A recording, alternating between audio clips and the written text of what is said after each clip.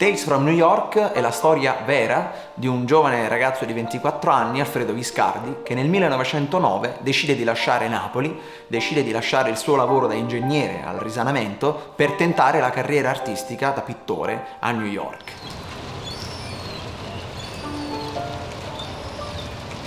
Tales from New York infatti si chiama Lettere di un artista napoletano 1909-1910 proprio per raccontare il momento in cui questo ragazzo così coraggiosamente decide di andarsene nel nuovo mondo e decide di raccontare la sua esperienza al suo cugino e finanziatore del viaggio Egildo, che infatti riceve le sue lettere a Napoli. È una storia vera, infatti, una storia epistolare, ed è una storia che racconta sia l'uomo, Alfredo Viscardi, alle prese con dei tentativi sia tragici che comici, con la vita di tutti i giorni e una città nuova da conoscere, sia la documentazione, la storia di una New York tra 1909 e 1910 e soprattutto del funzionamento del suo mercato dell'arte in quel tempo.